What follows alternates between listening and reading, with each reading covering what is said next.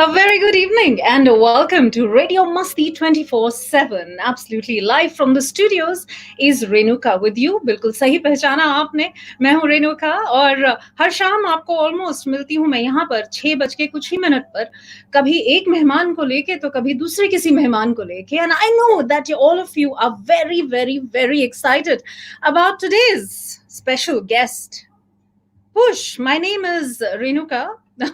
It couldn't be larger and longer than what is written on the screen right now, but thank you so much for joining us.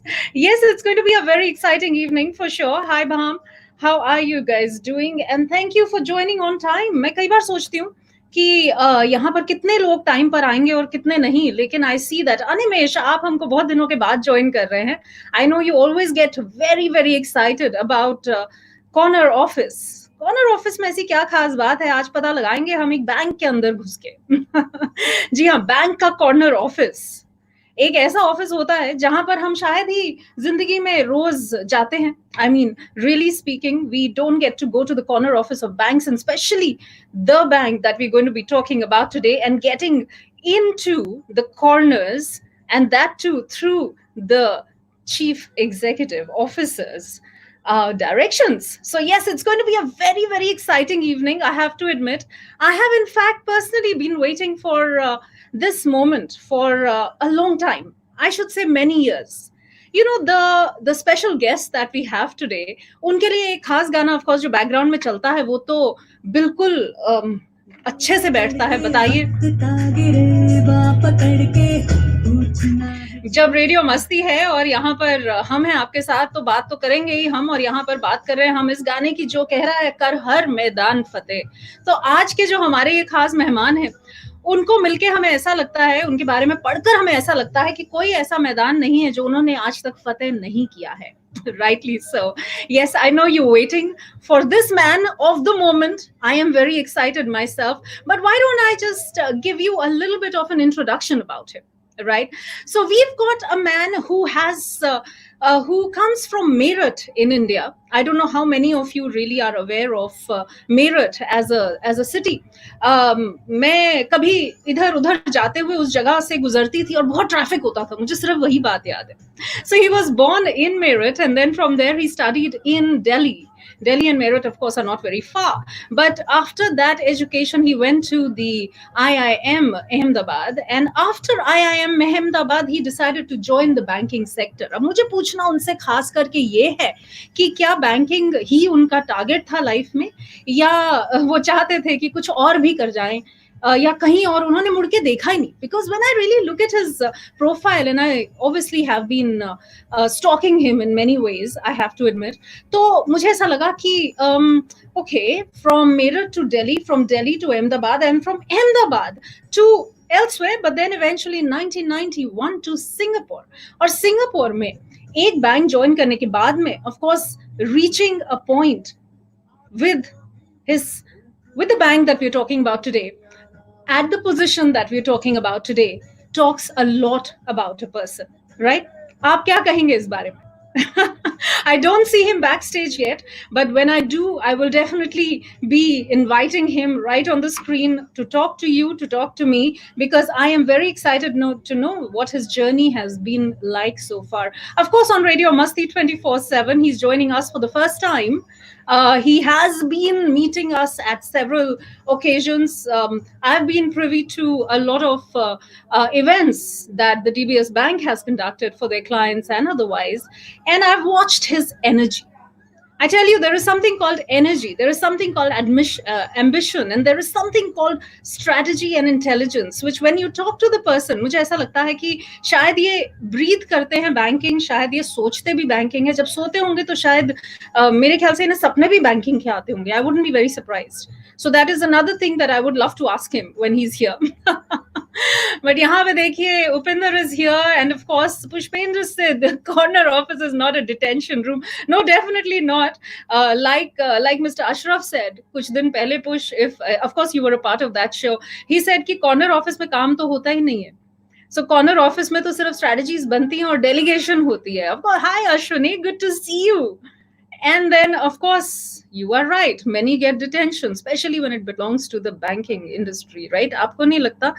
I think वो मुझे अगर back stage से सुन रहे हैं तो वो बोलेंगे ये तो बुराइयां कर रही है बैंकिंग इंडस्ट्री की. नहीं, बिल्कुल बुराइयां नहीं कर रही हूँ. I'm just sort of talking about how the corner office in a banking atmosphere would work, right?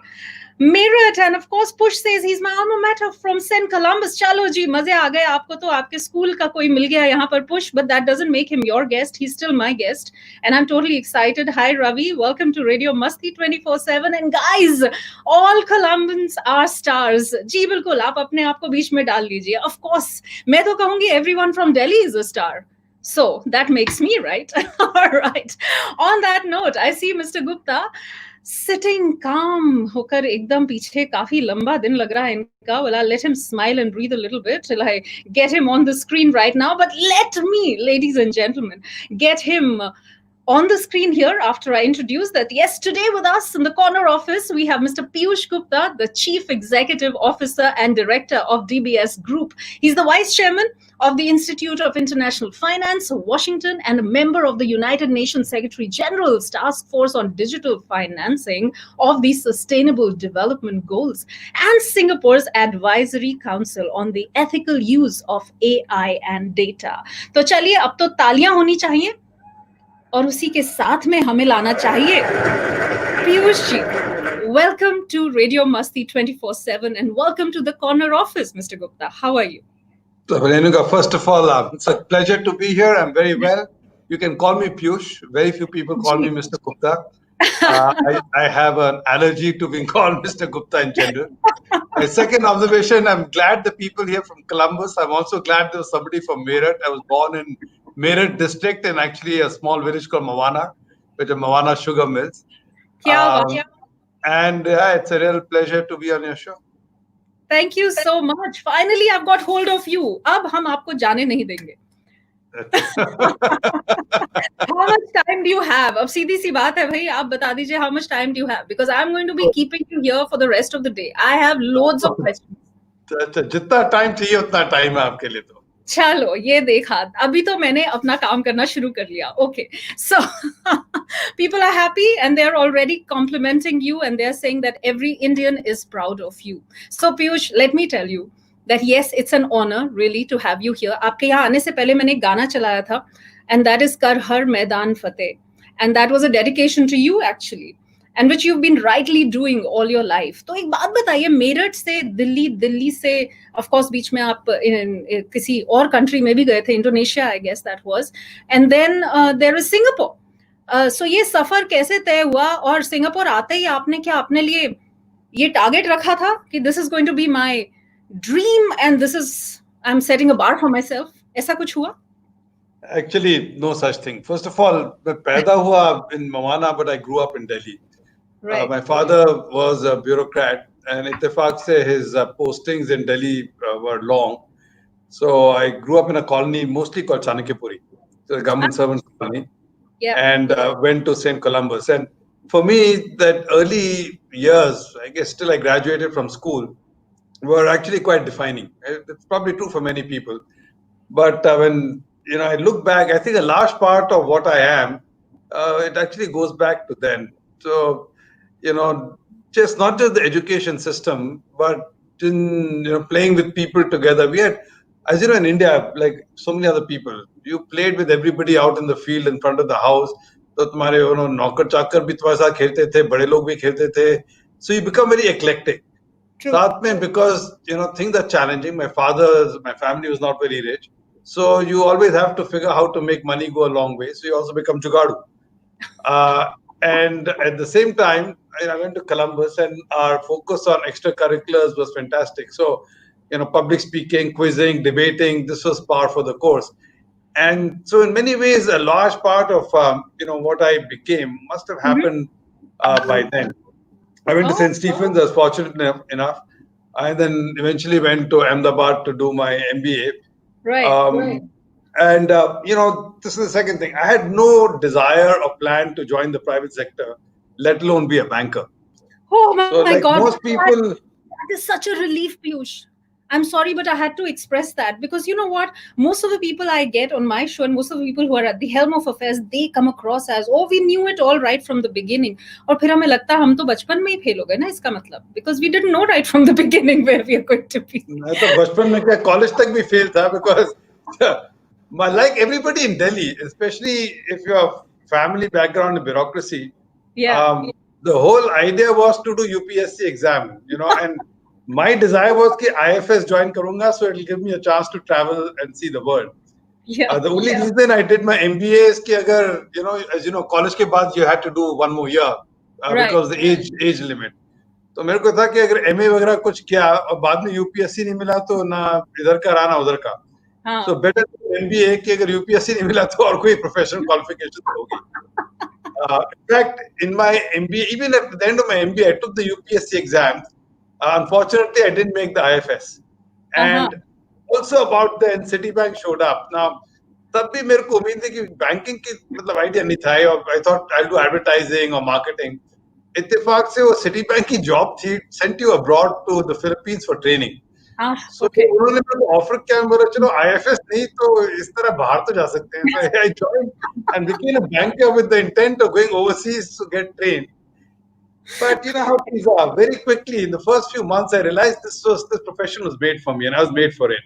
It's a general management profession. It spoke to my strengths, and well, I mean, fast forward, I worked with Citibank 27 years, and not just Indonesia. I did Indonesia twice. I did Malaysia. I did Hong Kong. I did a stint in London. Other than my early years, the second big learning phase in my life was Citibank. It was an incredible employer. जितनी मेरे को expansion, mental expansion, capacity, training, learning happened in the 10 odd years, first 10 odd years in Citibank. That was the second big defining part for me. And then finally, when you say कि DBS कैसे पहुंचे, क्या हुआ? Again, इत्तेफाक की बात होती है. I was turning 50. I had run out of headroom in Asia pretty much. Vikram Pandit was CEO of Citibank in New York. वो एक साल में he called me 3 times on 3 occasions कि New York आजा भाई, एक do a global job. और हमने, मेरी wife ने और मैंने ठान लिया था कि we are going to stay in Asia. This is our part of the world. And I had zero desire to go to the US. So I was thinking of क्या किया जाए, you can't keep turning down the CEO repeatedly. And as things happened, DBS approached me saying, would you like to consider this job? And, that was history. So the third big part of my life has been the last 10 years, the decade. And when I came in, you never know what you're getting into. I'd worked in a multinational, Singapore company, a Chinese-oriented company run by Temasek, offshoot of the government. It was quite unclear to me what I was getting into, but I said it was worth a try. There's enough opportunity, and God has been kind. Things worked out. Lovely. So you've answered a lot of my questions in that one single question जो मैंने शुरू में पूछ लिया, लेकिन I'm going to break it down into some parts. एक तो बढ़िया बात आपने ये बता दी कि Citibank was kind of a turning point and a learning ground to a large extent, right? So Citibank में जो कुछ आपने सीखा कि आपने जाके बाद में implement करने का सोचा, when you joined DBS, did you see some gaps there and you thought कि नहीं ये वाली policies बहुत अच्छी थी, I should bring them on and probably make further changes to them and make them even better than they were, right? Yeah, I guess in a sense. First of all, a lot of what I learned in Citibank was about management. Right. It was not policy, but I learned how to manage people. I learned how to plan. I learned the essence of banking. I today think I'm a very deep banker. I understand everything because I got under the hood. So a large part of what I सीखा and I brought was in the head, and it's a management and instinct and so on. But the second big thing I learned, which I brought, was culture. So when DBS आया, I realized there's one part of the DBS culture which I got to appreciate very quickly. And that is that DBS is a very collegial culture. It's not a political company. Everybody likes to work together. There's a sense of harmony. But there's also a downside in the DBS culture. और जो मेरे को gap लगा compared to Citibank was this idea of entrepreneurship and risk taking. So DBS to an extent had come out of the government. It was an offshoot of the EDB. Till the year 2000, DBS ka CEO used to come from the government. One secretary of some department used to come and run DBS. That's right. So the mahal was not a private sector, enterprising, meritocratic kind of environment. And I'd seen how credible and how compelling such an environment can be from Citibank. So I did try to figure how do I blend the two cultures, get the best of the city culture into the DBS culture. And that was a conscious agenda to try and see how do you morph the culture. बाकी रहा policies, procedures की बात हो तो होता ही है. There are a lot of things, I call it the plumbing. I found that DBS में there are lots of areas where the plumbing could be improved. Technology, MIS systems, credit processes and credit systems, वगैरह वगैरह. And because I had worked with Citibank for 27, 28 years, most of what I knew about which policies and processes were things I'd learned at Citi. So without trying to copy or replicate it, I'm sure a lot of what we actually put into place was influenced by what I had learned over the years. Great. So I just want to go back to that question when I asked that when you first landed in Singapore, आपने सोचा था कि आप one day you will be at the top of the Bank of Singapore, which everybody talks about, which has as many branches, one of the largest in Asia today. Of course, today it has come to a point which I will come back to later, where you have brought it and you have a huge role to play in that. But जब आप यहाँ पहली बार आए थे, did you know that you're going to be reaching for this position? Because a lot of us expat Indians specifically, and at that time you were one as well, we go to different countries and we don't imagine levels to this point. And today every Indian and every buddy back in India, in Singapore as well, are proud of you. So what do you have to say to that? Plan kiya tha sab kuch? बिल्कुल नहीं. I first came to Singapore in 1991, technically even without a role, because I wanted to get out of India, and the Citibank division head over here, Latin guy tha, Argentinian Dennis Martin. Yeah. He just said, you come here, we'll find something for you to do. So मैं मतलब बोरी बस्ता उठा के showed up here कि कुछ ना कुछ तो देंगे. I did 2 years here, and I obviously learned a lot, but I was also able to leave a mark, and so that helped me to prepare myself into bigger roles at Citi. Then I came back here. 2-3 बार घूम भाम के I came back here in the mid 90s to run a regional business, transaction banking. Now both of these stints were nothing to do with Singapore. They were both regional jobs, and my sphere of operation was mostly outside Singapore. So Singapore ka bank and think about DBS etc. was not part of the thinking process at all. Okay. The third time I came back was in 2007. And this is after I'd done a few stints in several countries. I came back to run the division. And this time, हमने ये सोच लिया था, ठान लिया था कि अगर आएंगे तो Singapore में we'll put down roots and make Singapore home. So in 2007, the third time was the first time I started thinking about the possibility of staying on in Singapore and making it a long-term permanent home. And that's when these ideas started thinking, figuring in my thinking कि मैं क्या कर सकते हैं. But even then, I had not really consciously thought that DBS, चलाएंगे CEO बनेंगे, till DBS reached out to me. So that's the first time I really gave it some serious thought and said, well, why not? और क्या reaction था जब पहली बार? Because you know what, culturally, it's a huge thing to be where you are in a country which has not seen a lot of expat Indians initially. And now, of course, a different situation for all of us. But reaching the helm of a bank, which has been traditionally, as you rightly said, it has been headed by a lot of people from the government within the country. So culturally, I'm sure you faced a lot of challenges. And not only that in 2009, when you were first appointed, but now 11 years later, you've been managing yourself beautifully. I mean, there's so much that I would personally, and I'm sure a lot of people tune in right now, would want to understand.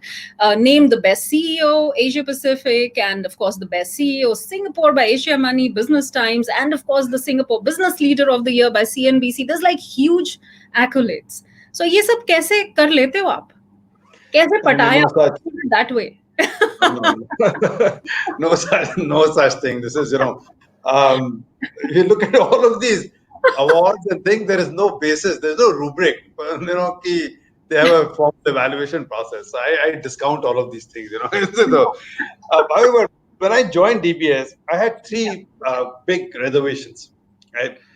Question number 1, honestly, was this is a government-owned bank. It's the State Bank of Singapore. So does it have the same culture and bureaucracy as a nationalized bank does in India? And if it does, will I really be able to change and influence it? The second reservation I had was not just the culture of the bank, कि मतलब babugiri ho sakti hai. The second reservation I had was really it's 30% owned by Temasek. So it is possible that it has a social agenda. And how much did Temasek backseat drive? Which means do they really give you the elbow room to run the company, or they really do backseat driving on everything?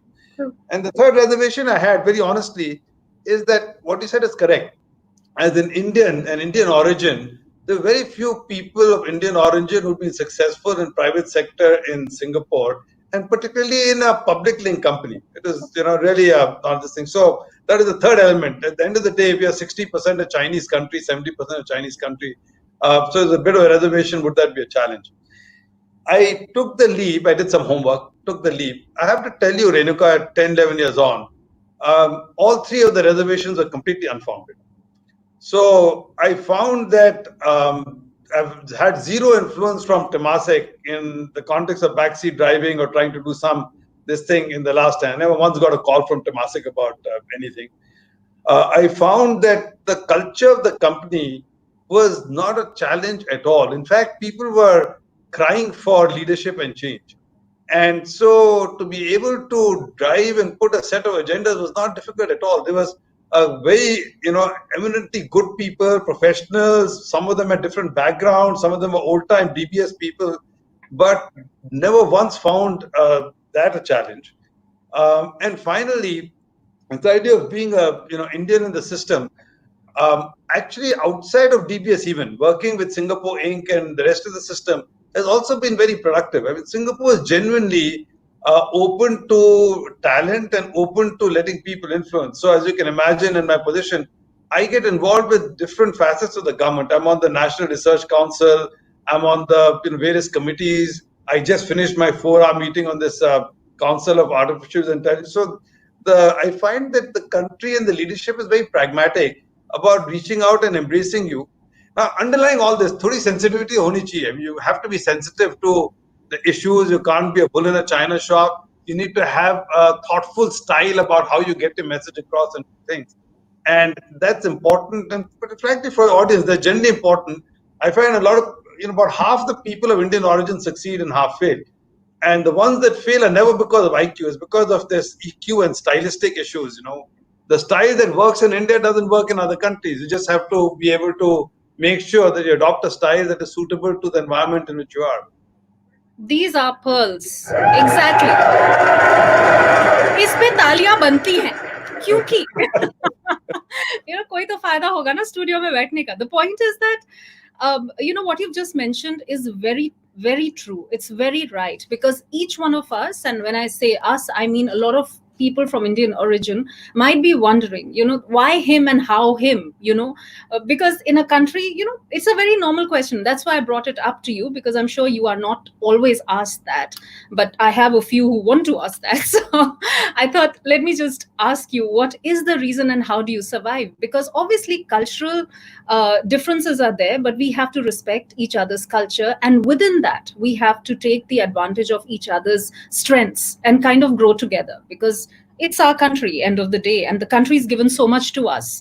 And if we are giving back in whatever form and ways that we are, I think that's tremendous. But obviously in the process, we have to respect what comes along with it. And we may not always agree with it. So maybe that comes from the other culture that you belong to before coming to Singapore, which is the bureaucracy, right? And you've learned a lot of diplomatic stuff from there back home.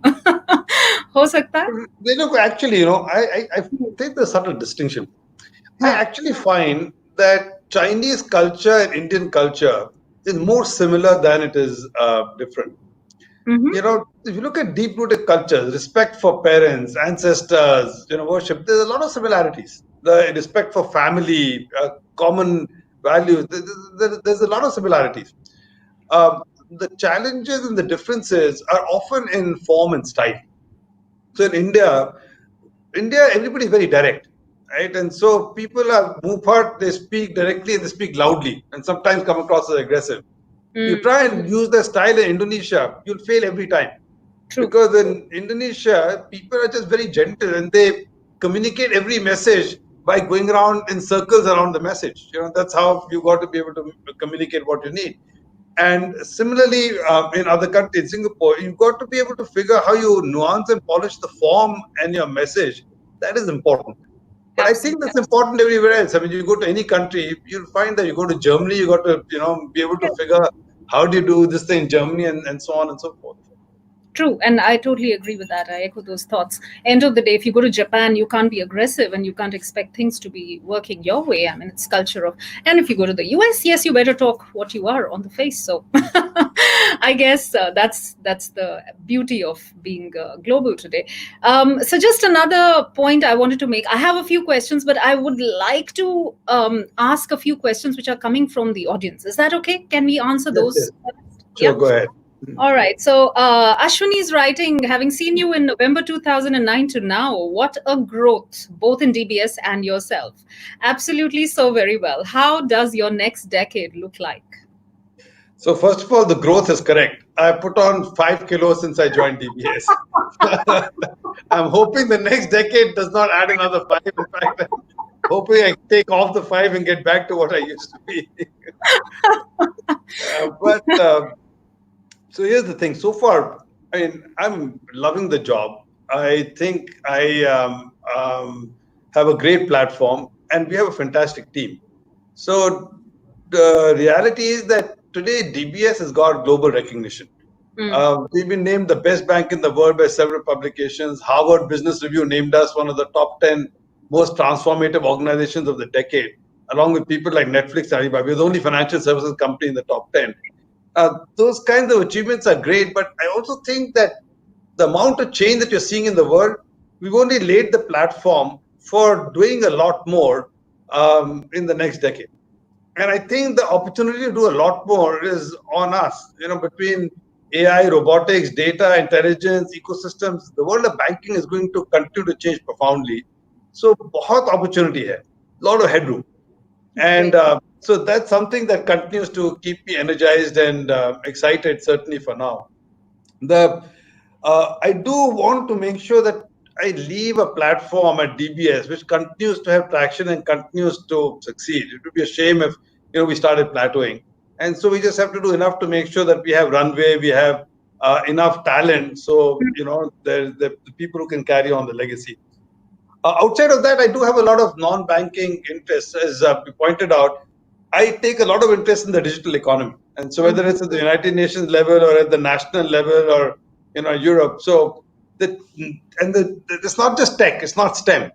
A lot of it is to do with philosophy and psychology.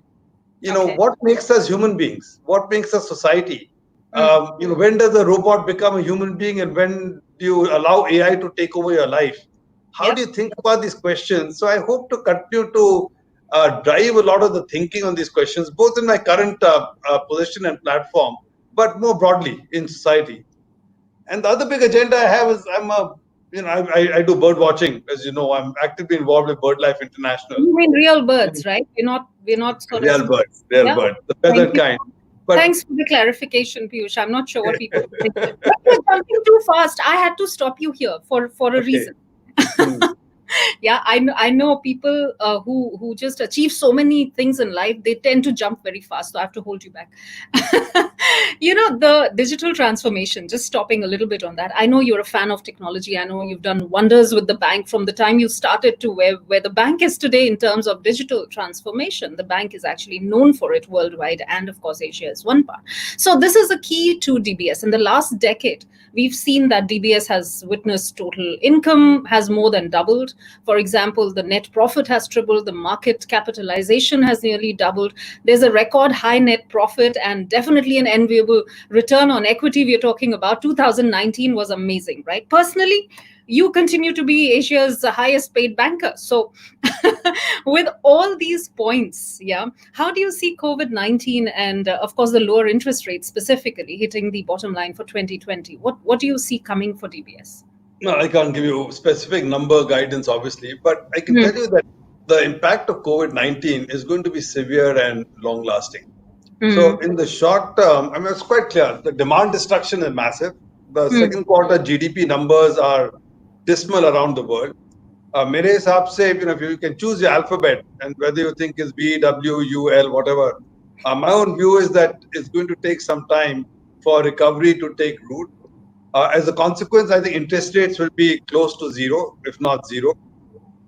And there will going to be a massive amount of unemployment in country after country. So if you have lots of unemployment, that leads to significant credit problems for banks and high default rates. So I think you're going into a couple of years where income will be challenged because of the interest rate environment, and cost of credit will be challenged because of the unemployment and default rates. It's not going to be a easy environment over the next couple of years. But I think that's true not just for banks, it's true for the economy in general. But the way I think about it, like everything, life goes in cycles.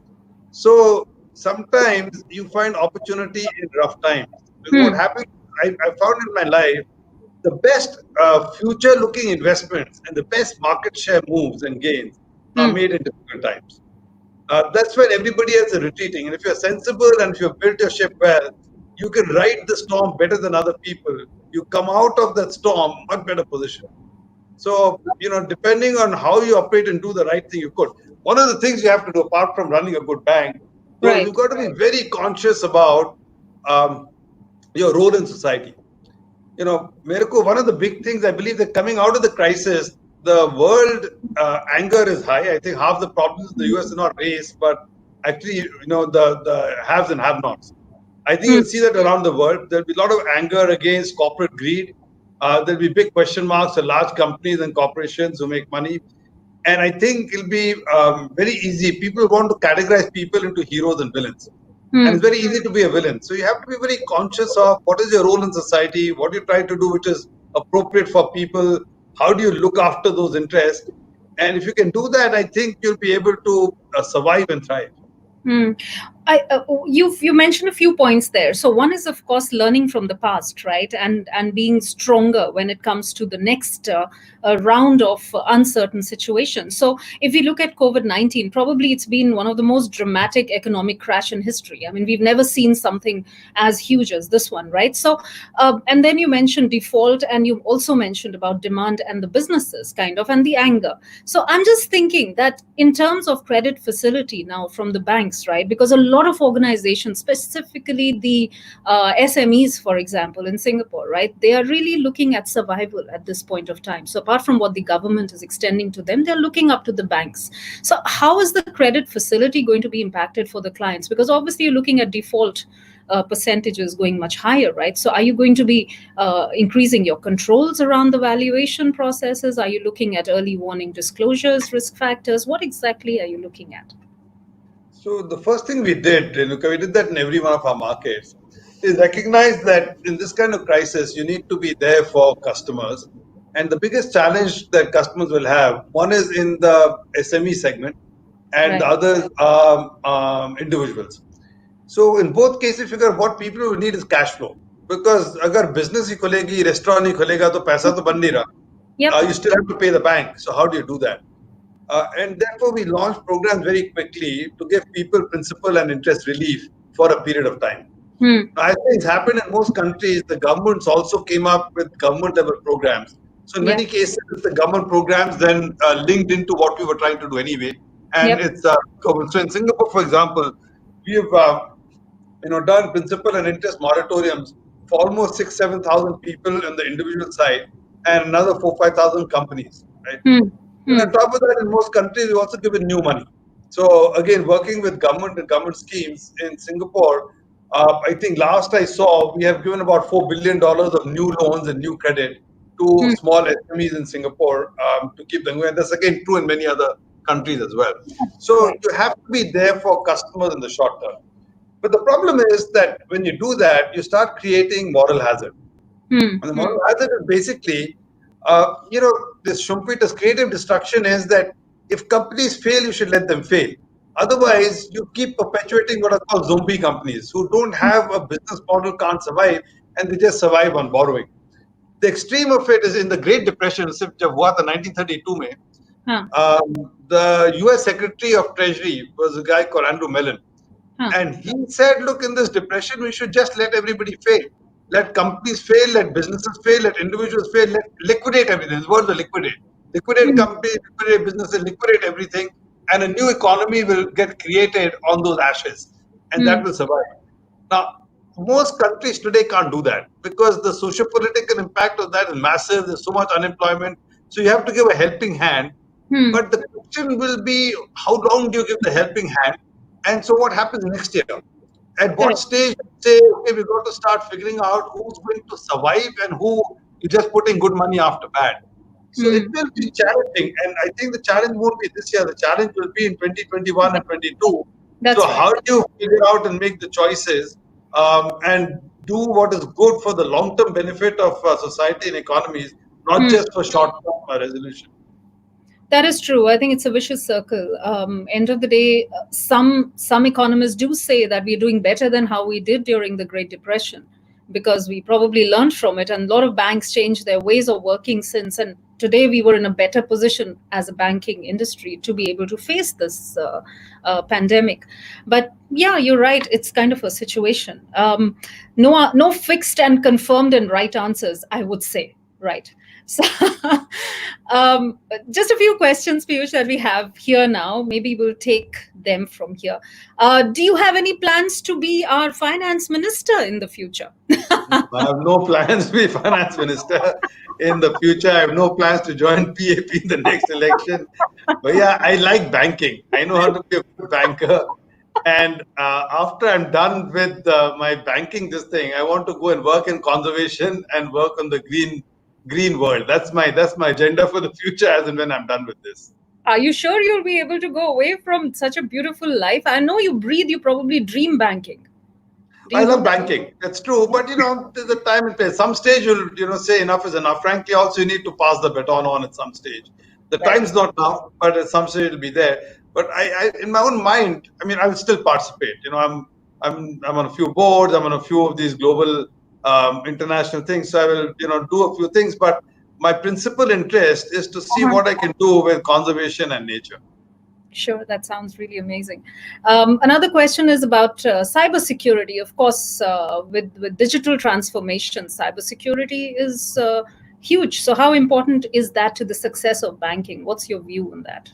Okay, massive. It has to be, because everything's moving online, and your employees are moving online, your customers are moving online, and therefore, the issues of cybercrime and the attendant issues, data privacy, hacking, cybercrime, etc., are just massive. Interestingly, frankly, in some ways, the digital world is more secure than the old world. Old world में क्या होता था, आप check में sign करके check लिखते थे. I can tell you, forging a signature on a check is much easier than actually going and breaking through security protocols and changing passwords and doing this thing electronically. Right? So in some ways, I tell people, it's much easier to fraud in a physical world. However, when you forge a signature on a check, you can fraud one check. It's very unlikely that you can do maybe 2, 3, 4. Kitne kar loge? If you break into the electronic domain, the sky is the limit. The impact can be exponential. Right? So that's one of the big risks with digital, and the impacts can be huge and exponential. So we spend a lot of time and energy in multiple kinds of defense, but very loosely, there are two ways you try to deal with it. One is you create peripheral defense. So we have, I call it an onion layer, like an onion, 6-7 layers hoti hai. We have 7 layers of defense. Somebody's got to get through device penetration, firewall penetration, internal security penetration. We keep having all different kinds of penetrated this thing. So kisi ko ghusna is difficult. But the second thing we do is we start with the assumption that at some stage somebody might get in. Then the second piece is you got to look at ki agar koi ghus gaya, how quickly can you find out? How quickly can you sterilize it and isolate it and make sure you minimize damage? So that is done through using data analytics, artificial intelligence, and preventive control. So we invest a lot on both sides, the preventive side as well as the internal, AI and data side. But साथ पे और भी करना पड़ता है. You won't be so interesting. We have agencies that we work with from all over the world, from Europe, from Israel, from all over, who are our partners, who are constantly helping us search the dark web to see किसी को DBS की चर्चा तो नहीं हो रही. Is anybody talking about USB? Are there any attacks that might come?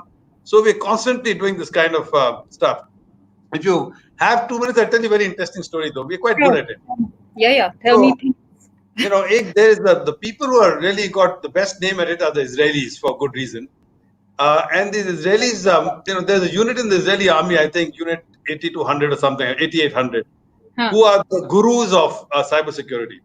So, क्या करते हैं कि once they retire, they go and set up consultancy, and then they come around the world to people saying, okay, we're very good at this, you need our services. So, एक बार मेरे को मिलने आए Israel से, so I looked and my security people brought them. They said the way we do it is we try to hack your systems from outside, and then we come and present you a report saying how weak you are, then you hire us. Okay. But when we tried to hack DBS, we couldn't get in. So I was very happy. मैं बड़ी शाबाशी दी अपने security लोगों को कि तुम बड़ा अच्छा काम. 2 हफ्ते बाद another consulting company from Israel came. तो ऐसा मेरा उनसे भी मुलाकात हो गई. They said we tried to do the same thing. We managed to hack in and get into one of your servers. Oh. So I was a little, miffed कि यार ये कैसे हो गया. So after they went away, I asked my security guy, यार ये कैसे हो गया? He said नहीं हमने इन्हीं लोगों के लिए एक fake server रखा हुआ है. It's a red herring. So they come and go into a red herring server. They feel very happy, but we know that we've been able to keep them out.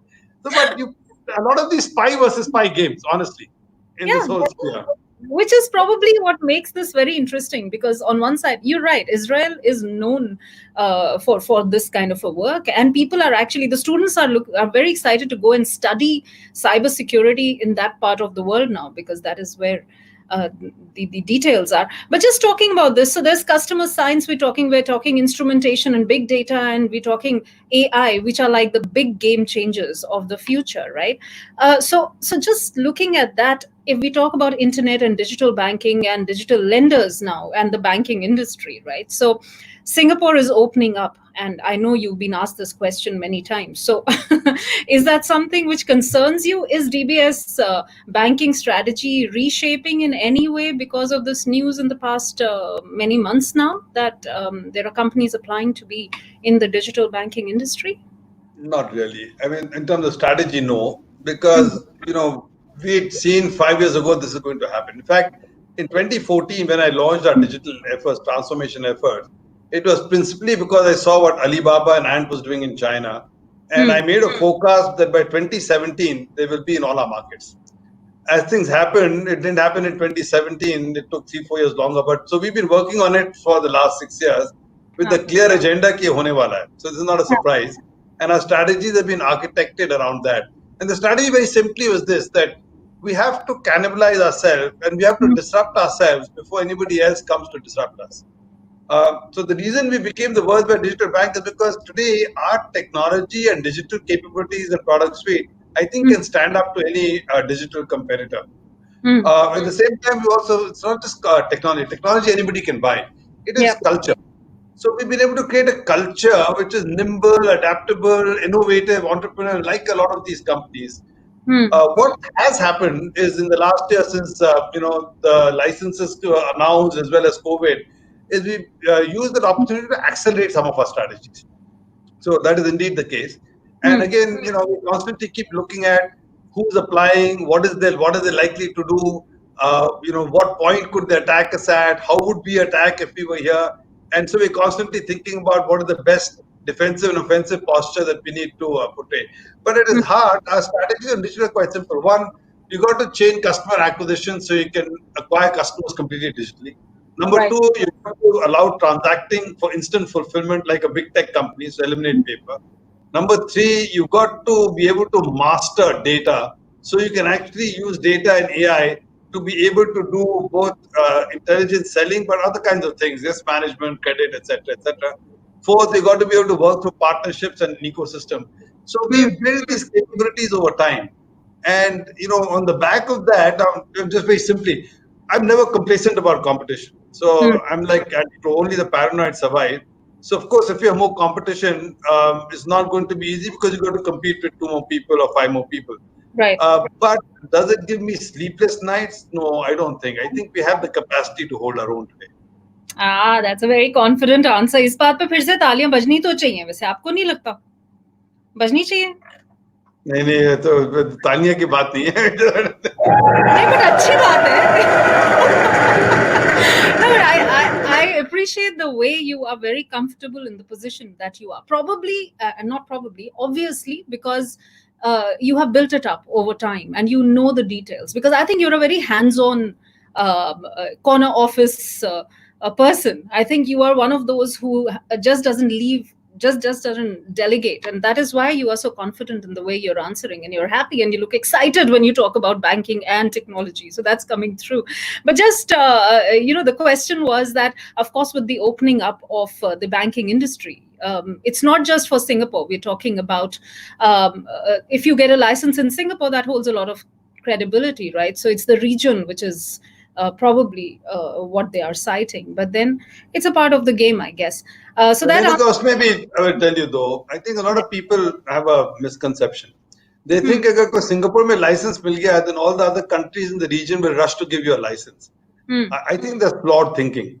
Because by and large, even though ASEAN, Southeast Asia, there is an alliance, there's also a lot of internal competition. So believe you me that if you have a license from Singapore, in many countries in the region, that's a handicap, not a strength.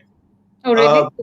They would much rather give licenses to the local people. Why give a license to a Singapore bank? I tried to buy a bank in Indonesia. They changed the laws on me 6 times. They won't let me buy. I tried to get into Malaysia. They keep changing the laws. They don't want Singaporean companies into many of these countries. So I think you got to understand that it's not that straightforward. कि Singapore में एक बार license मिल गया तो हम regional बन जाएंगे. It doesn't happen like that. Oh, that's good too. That's really good to know. Okay, so there's another question that goes: when does Singapore plan to go completely cashless? Would you have any insights on that? Well, we have an active program at the Singapore level to first kill checks. We already have a lot of checks. So our plan is to get to 0 checks by 2025 if we can. So that's already one big agenda. We're making very good headway. Okay. On the cash, also we're making progress, but somewhat. So Hamara DBS may every year, we are reducing cash use by about 5 to 6% a year. And I'm hoping that after COVID, you'll see another precipitate drop in the use of cash. However, I don't think you'll ever get completely cashless, not just in Singapore, but any part of the world. And part of the reason for that is public still want cash. So let me give you 2 or 3 episodes. In NUS, the university, one day, because we've wired up NUS, you can use PayLah, PayNow, all kinds of things. Right. So the administration announced one day ki, next month, say we'll stop using cash on the campus. Within 48 hours, they had 1,800 petitions signed by students saying it's not acceptable. We don't want you to stop using cash. Sweden, which is the biggest example of cash reduction. What happened in recent times is the government, the parliament has set up a committee to study and say how every bank must have a minimum threshold of cash in branches. They don't want to let it go down to 0 because they're scared that there'll be some elderly who will get disenfranchised. Yeah. And in Switzerland, I'm talking to some of the bankers there, there's a big demand from people saying we want cash because cash gives you anonymity. And Switzerland, individual privacy is at such a premium because the minute you switch everything to electronic, you leave a digital trail the whole time. So there are a lot of people in Switzerland say we don't want to eliminate cash because we value our privacy too much. So I think things will evolve. Different societies will get to different kinds of level of elimination of cash. I think there's no doubt that cash will get close to disappearing. And I think that will happen in this decade. But it won't be as straightforward as people think. That is true. So it may not be just the perfect solution to go totally cashless, right? All right. There's just another continuation to your hackers point. They say, what about the GRU-8 hackers in Russia who ex-folks have set up shop in Singapore? So would you like to comment on that? I actually don't know about GRU-8 hackers in Singapore, but I do know that there are a lot of hackers who set up shop in and around the region. We had a bunch of hackers who tried to get in, and we ran a sting on them. And once we got this thing, it was quite clear East European voices, but they were based in Johor Bahru, across the border. Okay. A lot of the other hackers tend to come from private hackers. Generally, tend to come from around the world. We've seen a lot from the Eastern European states. There are also many state-sponsored hackers from around the world. And so there are all kinds of people. That's why we do this dark web crawling to see kaun hai, kya charcha ho rahi hai, what you need to be on guard against. But at the end of the day, you just have to keep investing in defense structures. Lovely. So अच्छा, अभी थोड़ा सा ना बहुत banking हो गया, थोड़ा सा स्टेप बैक करते हैं, नहीं तो आप बोलोगे कि क्या है, मुझसे आके पढ़ाई की बातें करते हैं। ये रेडियो मस्ती है या बिजनेस टाइम्स का प्रोग्राम है? अब ये कॉम्प्लीमेंट है या बुराई है, ये भी बता दो। I love Radio Masti and I loved all the stuff you did. I love the songs, I love the programs, but थोड़ी फन की बातें मजाक करते हैं। हाँ हाँ, छोड़ो छोड़ो, मैं भी बस हो गया मेरे लिए आज बहुत। अरे मैं इतनी पढ़ाई करके आई थी आपको इम्प्रेस करने के लिए, ऐसे थोड़े होता है। बहुत इम्प्रेस हो गया, very well done, very impress.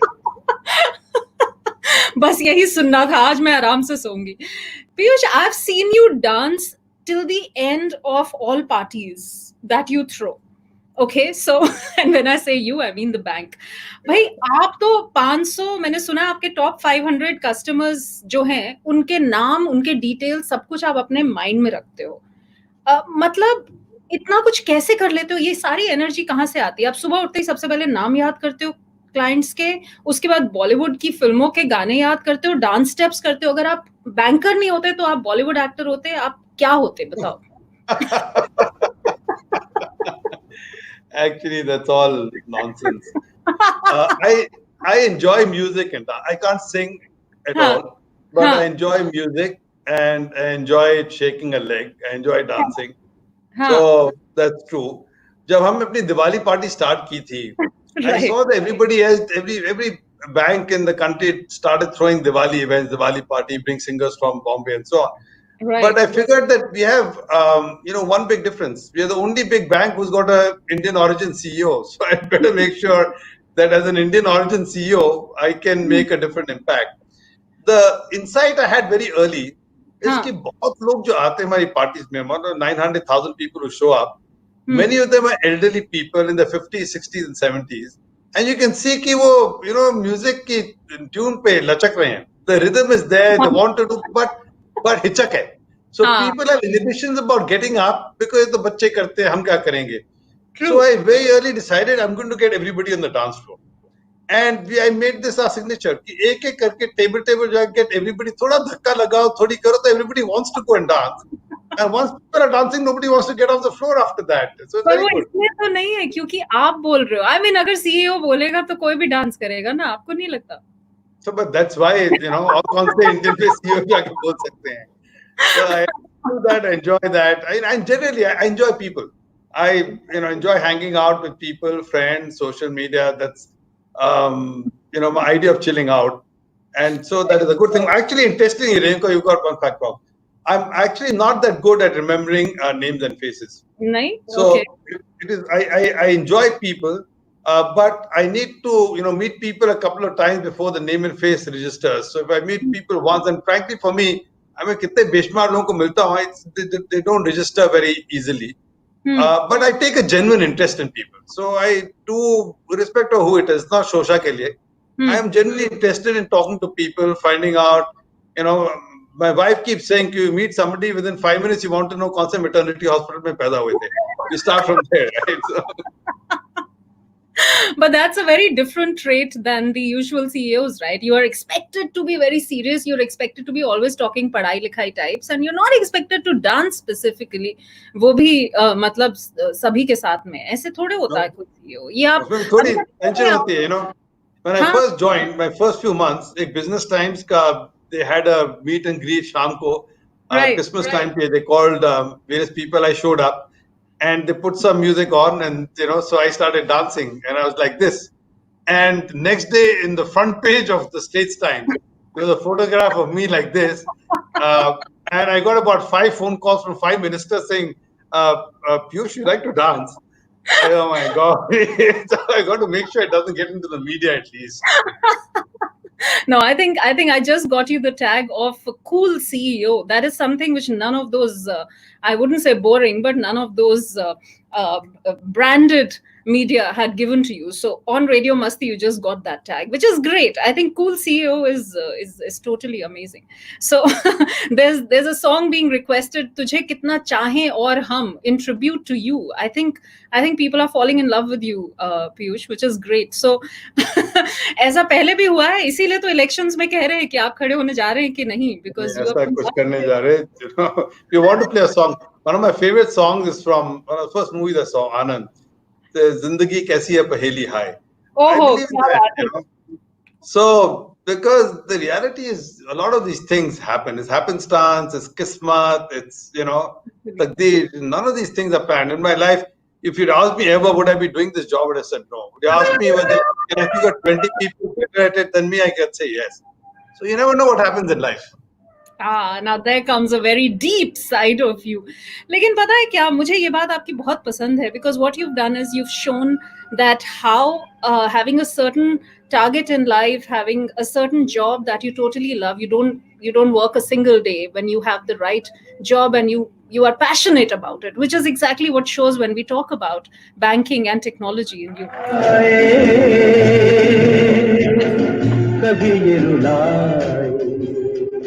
आप गाते भी हैं Piyush?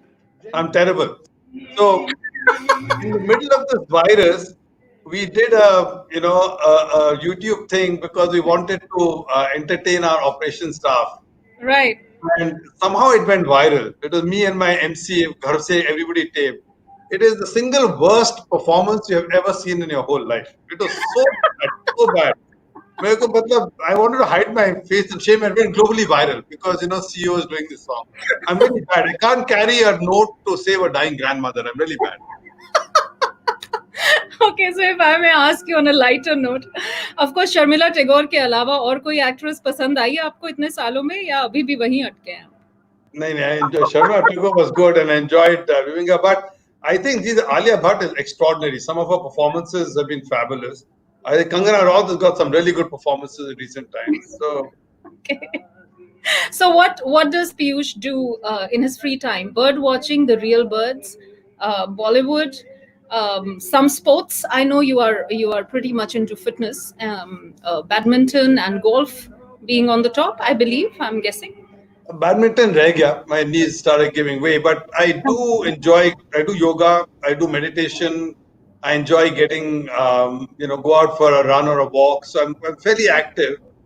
I enjoy doing the cryptic crossword, which has been an old fad of mine. I read voraciously, fiction, non-fiction, very eclectic in my reading habits.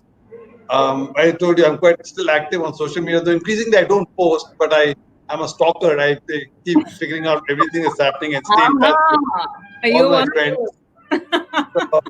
So, and then I enjoy, I didn't have so much time, but certainly in the last few months, I've been spending enough time on Netflix and so on. I'm up to speed with Patal Lok and Panchayat and Made in Heaven and everything. So I've been quite fortunate the last couple of weeks to see stuff I've never seen in years.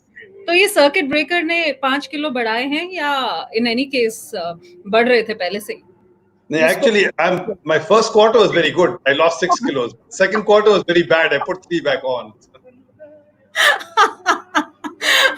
Okay, I think it's been like that for all of us. The circuit breaker has been quite a disaster. Cooking and enjoying अपने हाथ का खाना is like never before. आपने भी cooking करी? Because सबने videos डाले social media पे. I hope आपने भी कुछ तो किया होगा घर में. That is not my forte. So just before I let you go, not that I want to, but there are these similar kind of questions here. So anything you would have done different, any regrets, anything you would have done different in the past decade, for example? Frankly, I mean, it sounds horrible to say, but the short answer is no. I've had a charmed existence and a charmed life. Oh, and so wow. you can always fine tune. I would have taken some decision quicker. I'd have done, but in the big scheme of things, fundamentally, not really. I can tell you one thing you could have done different. Which is what? Take a guess. Come to a Radio Masti program sooner. Absolutely. I think that is what you should have done much earlier. इससे बड़ी गलती Singapore में रहते हुए 10 साल से अगर आप रेडियो मस्ती पर पहली बार आ रहे हैं तो सर मतलब of course you could have done things differently. But you could have done something differently too, Renuka. Which is what? Not on my radio station. you Okay. Sorry. बता दो. No, you could have invited me earlier. I would have come earlier. Right, see, why is he CEO material? Of course, पंगा लिया मैंने तो सुनूंगी कि तो सही मैं वापस. That is true. Thank you, Sanjay. Well done to him, of course, for having survived me, which is great. But thank you, Piyush. I tell you,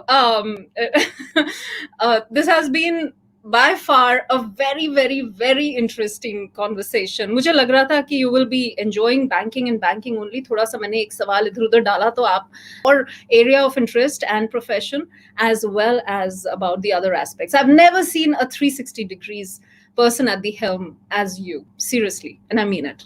Thank you. That's very kind. What these rumors are, at some stage you need to let me know. अब कुछ तो मैं sequel के लिए भी छोड़ूंगी ना. All right. Take care, Renuka. It's been a pleasure. Thank you. You too. Stay safe. All right. On that note, that was Piyush Gupta, as we know, of course, the CEO and director of DBS Group. बड़े दिनों से इंतजार था हमें इस show का. आप जानते हैं कि हर बार हर हफ्ते जब हम लेकर आते हैं ये show, which is the Corner Office. Today was episode 3, by the way. We had episode 1 with Mr. Javed Ashraf, the High Commissioner of India to Singapore, and of course he moves on to his next assignment very, very soon. That is going to be to Paris. He spoke with us, and then of course there was the chairman of the Global Schools Foundation, Mr. Atul Temurnikar, that we spoke to last week, and about the education industry and the future of that. And then, of course, आज के दिन में हम मिले अपने mister Piyush Gupta के साथ में, जो कि पहली बार रेडियो मस्ती पर आए हैं, और उन्होंने बिल्कुल आप सभी से पूरी की पूरी बातें करी जो भी होनी चाहिए थी, जो भी आप पूछना चाह रहे थे. I hope he's answered that. He's definitely answered everything very beautifully, whatever I had in mind. Until we meet next, yes, I've got somebody very, very special next week as well on this episode of Corner Office. जरूर आइएगा. And yes, you're right, Push. He survived मेरे तीखे सवाल, और वो भी अपनी मीठी मीठी बातों से. आफ्टर ऑल पैदा तो हुए थे ना मेरठ के पास में, उन्होंने बताया था ना शुगर फैक्ट्री है, वहीं से पैदा हुए थे, तो ऑब्वियस है कि मीठे मीठे जवाब देके निकल लेंगे मेरे तीखे सवालों का. Thank you so much Ashwini ji. You know how far I go to get this compliment from you. And Aditya, thank you. आपने लेट ज्वाइन किया. आपका सवाल इसलिए मैंने उनसे नहीं पूछा because he had already answered that. So I think you gonna go back and watch the whole interview once more. It will remain on our social media, and it'll be wonderful to get your response. Pranjal is actually giving me a compliment, which is huge. Thank you very much, Pranjal. And Push, हाँ, मतलब fellow Colombian होने की वजह से नहीं है. It's because he was pretty much brought up in Delhi. You know how Delhi people are. I know तुम वहीं से हो, but उसमें commonality है. Colombian, no. On that note, thank you so much for joining Radio Masti 24/7, guys. And for sure, अगले हफ्ते तो हम मिलेंगे ही इसी जगह पर on this show. लेकिन उसके अलावा मैं आपसे मिलूंगी कल शाम को, of course, on our visual screen. लेकिन रेडियो मस्ती 24/7 पर हम सभी के सभी पूरे टाइम आपसे मिलते ही रहेंगे. So stay tuned wherever you are. And of course, we are on anytime, anywhere. Have a great evening ahead. And this is Renuka signing off from Radio Masti 24/7 Corner Office.